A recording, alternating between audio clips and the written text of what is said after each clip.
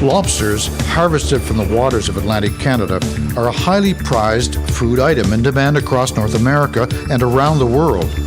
It takes constant effort on the part of the seafood industry to ensure the quality of this delicate shellfish. And this effort begins at sea, aboard the vessels that harvest the king of seafood. Fishermen are the start of the quality chain that extends from the sea to the wharf and beyond. Care and effort are required to guarantee that this live product reaches the consumer vigorous, healthy, in top condition, and visually appealing. Lobster is a luxury item that competes with highly prized seafood and premium cuts of meat. In order to excel, the condition of landed lobster is a serious concern in a market that demands the very best quality.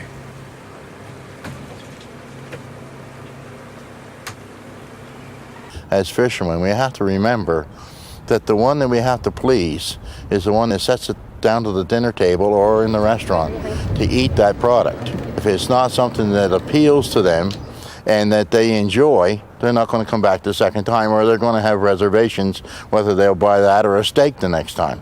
Well, they want quality. They got to sell each of those lobsters individually. And, when a customer goes into their tank and says, I want that lobster, they always want the best one, and so they want them all to be the best. With it. Everybody wants a very full, nice-looking lobster, healthy-looking. A lot of our customers are traveling, so they're taking these things not just down the street, but they're taking these to Toronto, to Vancouver, to Europe. So we put these lobsters in a box, and they're expected to make it to the final destination. A great deal of care is required to ensure that the lively lobsters that come over the rail are maintained until they reach the table of the consumer. A strong, healthy lobster can be recognized by a few simple features. A lively, vigorous lobster will curl its tail when picked up. It is intact and unmarked, and it will have all of its legs and claws. The shell is firm, hard, and full of meat. A good quality lobster is when you pick him up, his claws are up in the air. He's ready to fight. He's real energetic. You put him down and he's going to scrabble off. He's going backward. He's at the end. He has good energy. That's a top quality lobster. A poor quality lobster is dry, weak, and slow. It may not have enough strength to flick its tail in response to being harassed, and its legs or claws may be missing. Disease, dehydration, and distress are the three main factors that adversely affect the health and shelf life of lobsters. Lobsters can contract disease through open wounds. Damaged shells, lost claws, missing legs, even small wounds like broken or chewed antenna allow bacteria to penetrate the lobster. Although lobsters have hard shells, if you are careless, you can crack that shell and the lobster will start to bleed. And any puncture in the lobster shell is a port of entry for bacterial infections or parasitic infections. Lobsters begin to lose body fluids as soon as they are removed from the water.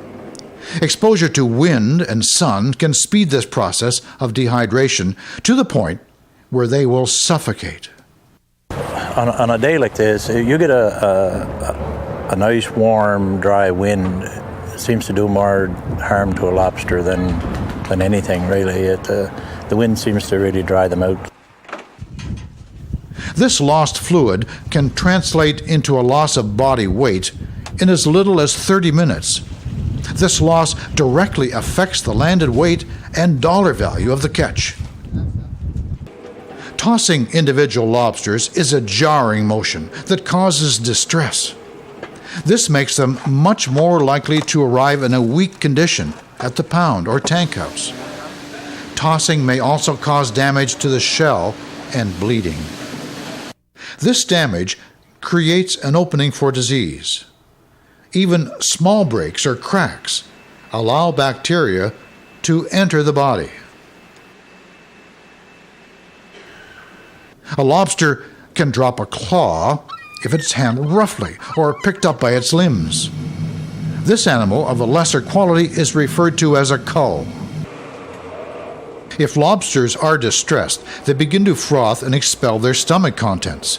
This can weaken them, and if the problem is not corrected, they will eventually die. Lobsters can be distressed by the environment into which they are placed. Extreme temperatures negatively impact their health. The results of poor handling at sea may not be apparent at the time of offloading. Weakened lobsters that are landed alive may still die in transit or in storage before they can reach their final destination. This loss is referred to as shrinkage. You've got three types of shrinkage. If you have soft-shelled lobster that you have to take out and discard, that's shrinkage. If you have a weak lobster, you know he's not going to make it, that's shrinkage.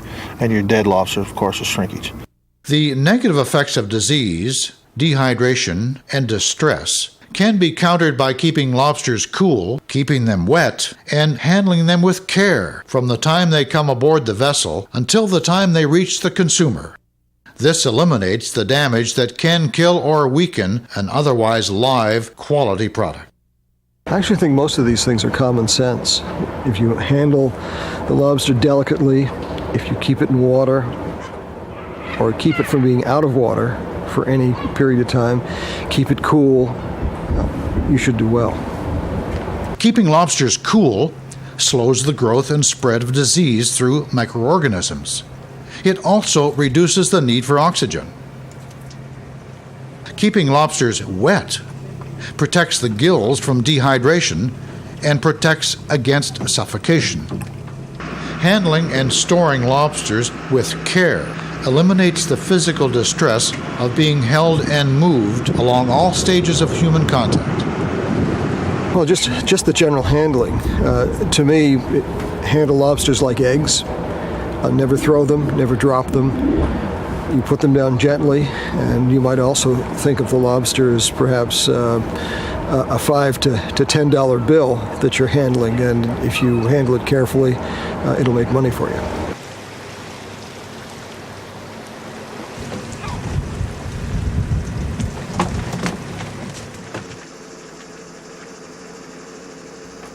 A lobster pulled from the water is removed from its natural surroundings and exposed to extremely stressful conditions. Without proper care, a healthy and strong lobster will become highly distressed and weak within minutes. Following a few easy guidelines can reduce disease, dehydration, and distress. Careful handling reduces shrinkage and greatly extends shelf life. The first challenge to handling the catch at sea is to protect it from the elements. The extremes of cold and hot weather can quickly kill lobsters if they are taken from the water and left exposed to the weather. There have been times this winter that people have lost lobsters from the cold. They don't think it's that bad on them, but by the time they get to the wharf, the lobsters can stand quite a lot, but they can't stand that 10, 12 Fahrenheit. That really causes them sometimes to drop their claws. If I got ice making on the rail, I know that the lobsters got to be put away. They got to be put either right directly into the water within just a few minutes, because I've done it before and I've had ice on the rail and I just threw them over in the corner and I've got in and I've had a lot of dead lobsters. They'll freeze and they can't take it. And then it's the opposite in the spring. You can't leave them out on the deck in the sun. You leave them out and they'll smother. So you have to put them in the shelter. Moving them quickly out of the direct light and extremes of temperatures removes them from distress. Lobsters will remain more lively if moved as few times as possible and moved gently with care. This avoids causing distress and reduces the chance of injury. Claws and legs often stick out from between the sides of the trap and can potentially get broken if they smash alongside the vessel. Hauling the traps carefully over the rail reduces this type of damage. Removing lobsters carefully from the traps prevents damage. Dropped claws may result if lobsters are handled roughly. Carefully grasping them by the body decreases damage. Lobsters that become entangled in the mesh of the netting or grasp the sides of the trap will be damaged if removed forcefully. Entangled lobsters can cause damage to each other if forced apart. If they are put aside, they will eventually separate themselves on their own. Taking this extra step causes less shell damage and results in a better quality product. Well, we usually squeeze the other claw. Most of the time, if you squeeze the other claw, put pressure on it, then he thinks something's attacking him from the other side, so he'll release and let go from the wire or from another lobster. Sometimes have a bigger one there that's more aggressive, and if you don't get a hold of him right away and put him away, he'll bite the rest. Sometimes if you place the lobster upside down in the crate, if you hold it on your boat for a while, they will die that way too. They seem to dry out quicker. Make sure all the lobsters are, belly down. What can happen also if you've got a few in your crate upside down, when you toss the next ones in the crate, you're a lot more likely to spear the underside of another lobster. So it's important to keep them in the crate right side up. The best way to crack the crates is tuck the tails under the carapace of the body so the underneath membrane isn't exposed to the thorns of the other lobster. That will minimize damage dramatically.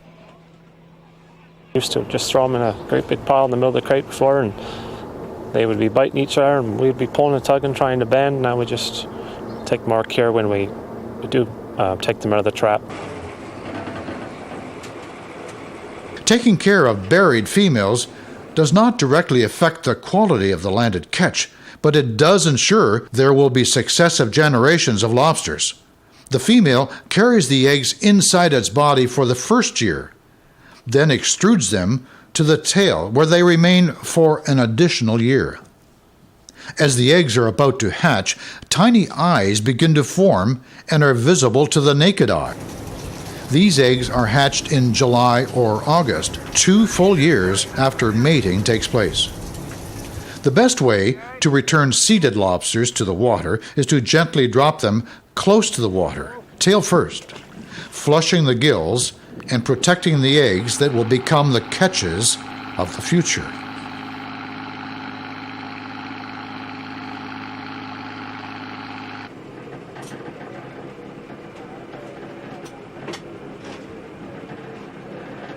Lobsters have a natural tendency towards aggression to protect their territory.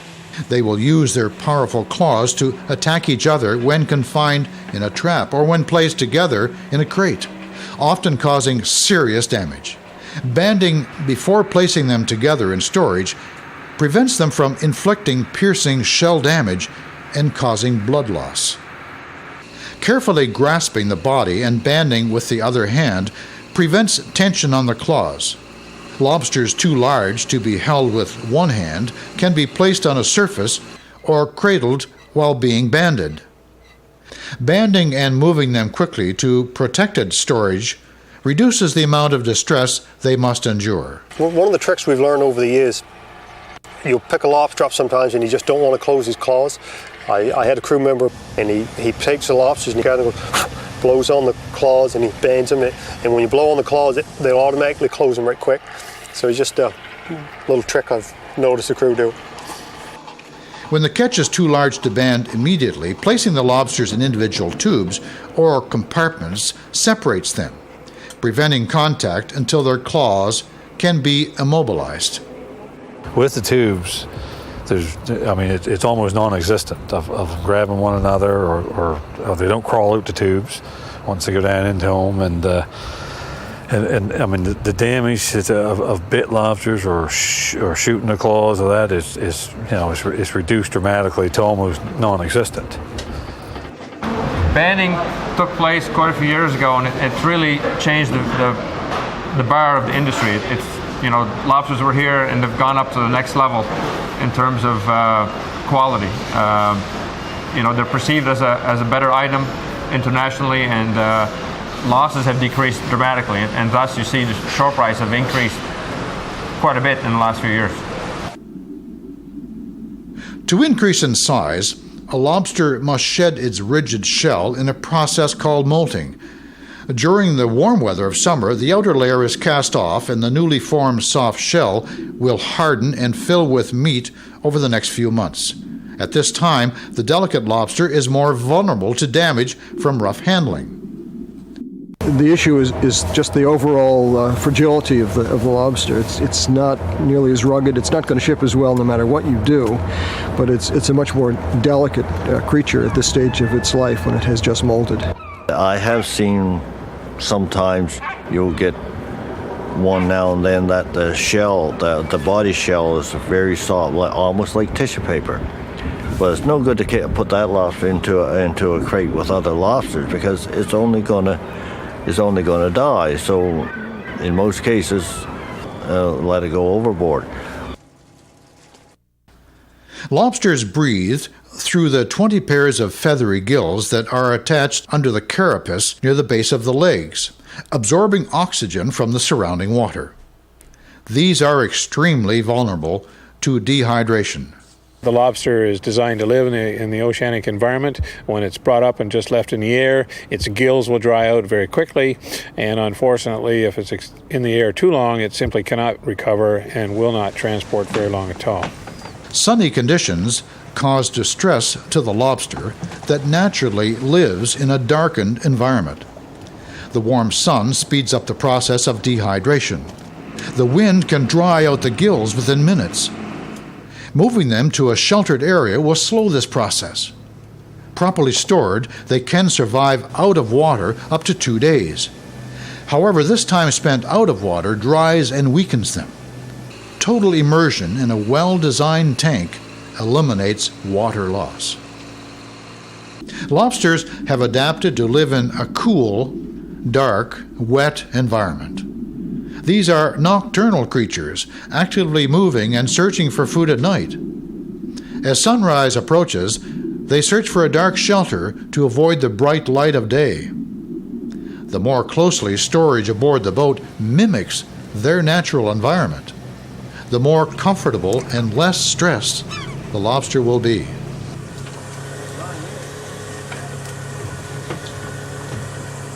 Motionless, stagnant seawater does not circulate quickly enough to sustain the lobster's need for oxygen. Placed in these conditions, they will suffocate more quickly than if they are kept out of water in a cool environment where their gills can remain moist. We're probably only out there a maximum of 6 to 7 hours from the time we leave shore until we're back. When the temperature's cool, we use water, and in June, when the temperature warms up, we'll switch to ice. If it's well iced and kept in insulated tanks, it's in good quality when it arrives at the dock.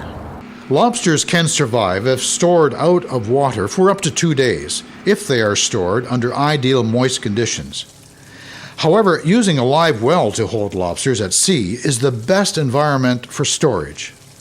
If we didn't have the circulating tank, the lobsters would sit on deck all day and they would dry out, and out of 100 pound they'd lose probably 3 or 4 pound out of to 100. They'd lose that much in dehydration during the day, where in the holding tanks they stay in perfect shape. In June and July it's hot, and you see a lot of shrinkage up there in the summertime because of just basically high temperatures. But if you got water moving through your lobsters constantly, it's aerating, it's giving them oxygen, of course it makes a better product. Body waste excreted from lobsters stored in an enclosed tank can rise to toxic levels. A properly designed flow tank prevents water quality problems by circulating out stagnant water and toxins and replacing them with clean, oxygen-rich seawater. You want good water movement. Lobsters use an amazing amount of oxygen in the water, and if you don't have good movement, they'll be stressed from low oxygen levels. Warm water causes lobsters to be more active and increases their need for oxygen. At the same time, warm temperatures also reduces the amount of oxygen that can be dissolved in water. To compensate for higher storage temperatures, increased water flow is critical to maintain adequate levels of aerated water flowing past the gills. While lobsters are able to tolerate a wide temperature range, they do not tolerate sudden and drastic temperature changes. They can survive at temperatures below 1 degree Celsius, but if the temperature drops below -1, the lobsters will die. Lobsters must be kept in salt water to survive. Rapid changes in the salinity of water can cause them to weaken and even die. Too much fresh water can kill the animal. Covering holding tanks during rainstorms prevents the salt content from being watered down to harmful levels. Wooden crates have long been the standard for storing and holding. A recent innovation to storage has been the introduction of plastic crates. The plastic crates can be stacked without causing damage. The vents allow for good flow-through of water. Because the crates are a uniform size and weight, they can be moved directly from the boat to the scales without the need to repack the lobsters from one crate to another. This fast, efficient handling means less stress. Any fishermen that we buy from, we try to get them to use the plastic crate so that when the product comes off of the boat onto our truck to our plant, it's just a matter of weighing them and putting them right in the tank. It cuts down on, it cuts down your labor, cuts down on the handling of the animal, which cuts down on the stress that's related to the handling. The only drawback I see to the plastic crate would be the idea that the lobster, he keeps his moisture better in a wooden crate, but in a boat like I've got the holding tanks, so it's not an issue. So the plastic crate for me is a huge advantage. My time spent there waiting for selling my lobsters and unloading has gone from sitting around for 6 or 8 hours to like half, 3/4 an hour. A few minutes and you got 50, 60 crates looked after. It's a lot less work and a lot easier. Forcing down the lid of an overpacked crate causes damage such as this broken horn. Putting less into the crates allows the lids to be closed without pressing down on lobsters just under the cover. Unloading at the wharf means the lobsters must be removed from the sheltered storage aboard the vessel and exposed to the heat of the sun or the cold, both of which can cause distress to the lobster. To avoid stress to the offloaded catch, lobsters should be moved quickly and carefully from the vessel and to the scales to be weighed. Careful moving of the crates avoids the jarring impacts that cause shell damage or further stress. If you look at all the little tiny projections on a lobster, they're real sharp.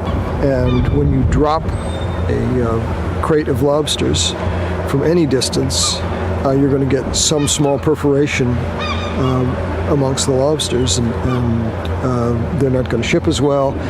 This is an additional stress, and it also gives the opportunity for disease transmission. Moving the catch to the plant requires protection from the weather to maintain quality. Transportation from the wharf should be done quickly in a covered vehicle to minimize storage out of water.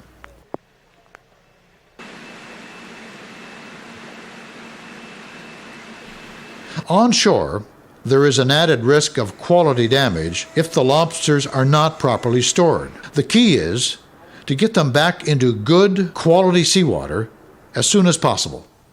Holding lobsters in floating crates or cars unattended involves a certain amount of risk. Other options for storage are tank houses and pounds where water and health conditions are continually monitored and controlled.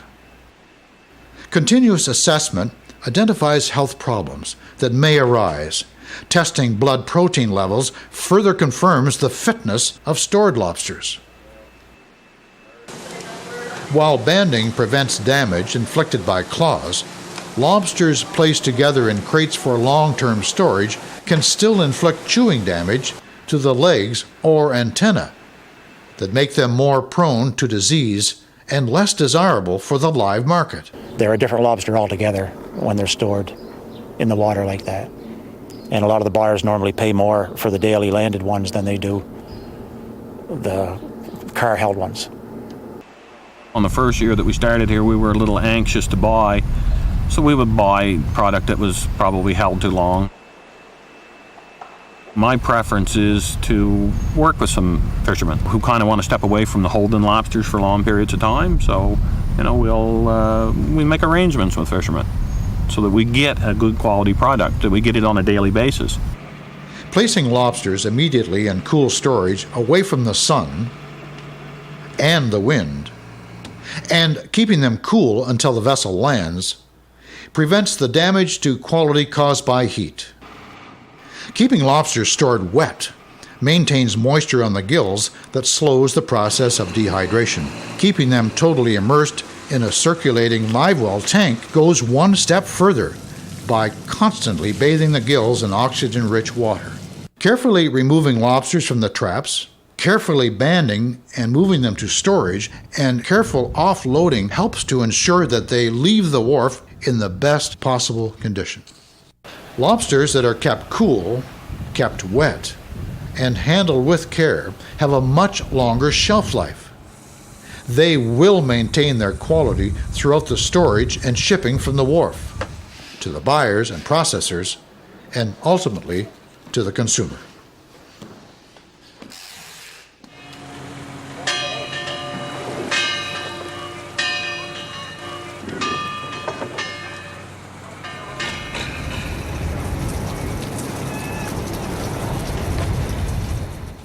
Fishermen are at the start of the quality chain that extends from the sea to the wharf and finally to the consumer.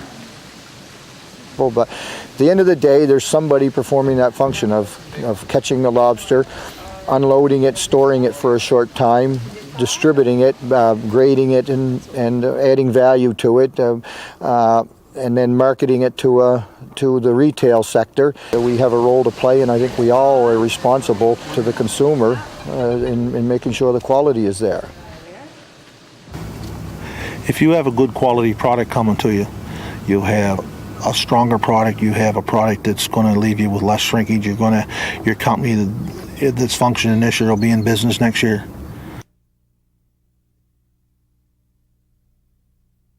It is the consumer that drives the demand and determines the price for lobster. Consumers have a wide choice of premium seafood and meat products. In order to command the highest prices, the consumer must get premium quality. Lobsters are not an everyday item. Most people have it only a couple times a year for very special occasions. So when people come in buying lobsters, they want the absolute best quality lobsters. They want quality. It's like a fine bottle of wine. The better the wine, the more they'll pay for it. So if the lobster hasn't got no marks on him, he's got both antennas, both claws, they'll pay good money for it. And that's the big thing. We're better off to get quality. You don't have to get as many, and you can get more money for it. The whole industry continues to change to meet the strong demand for quality. These changes ensure that the lobster caught off the coast of Atlantic Canada will remain the king of seafood. Continuous striving for the best possible quality will guarantee that Atlantic Canadian lobster maintains its place in the world market. That's the best lobster I've had this year. If you keep it cool, keep it wet, and handle it with care, the lobster you catch will be a delicious meal fit for the most discerning tastes.